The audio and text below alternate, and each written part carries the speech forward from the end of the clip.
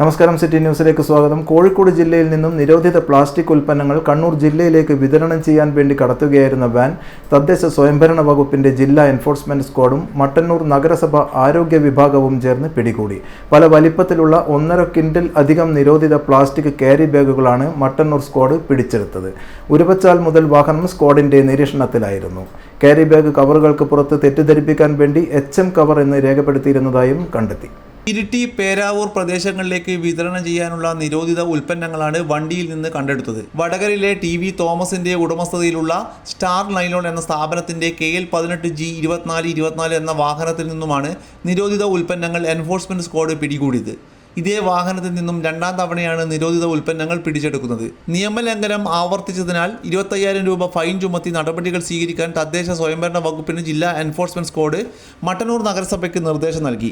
പരിശോധനയിൽ squad leader Laji M, enforcement officer KR Ajayakumar, Shareekhul Ansar, Mattannur നഗരസഭ clean city manager KK Kunhiraman, public health inspector Prasad KM, Nanditha എന്നിവർ പങ്കെടുത്തു. ഒരാഴ്ചക്കിടെ 2ാം തവണയാണ് തദ്ദേശ സ്വയംഭരണ വകുപ്പിന്റെ ജില്ലാ എൻഫോഴ്സ്മെന്റ് സ്ക്വാഡ് ഒറ്റത്തവണ ഉപയോഗ നിരോധിത പ്ലാസ്റ്റിക് ഉൽപ്പന്നം വിതരണം ചെയ്യുന്ന വാഹനം പിടികൂടുന്നത്.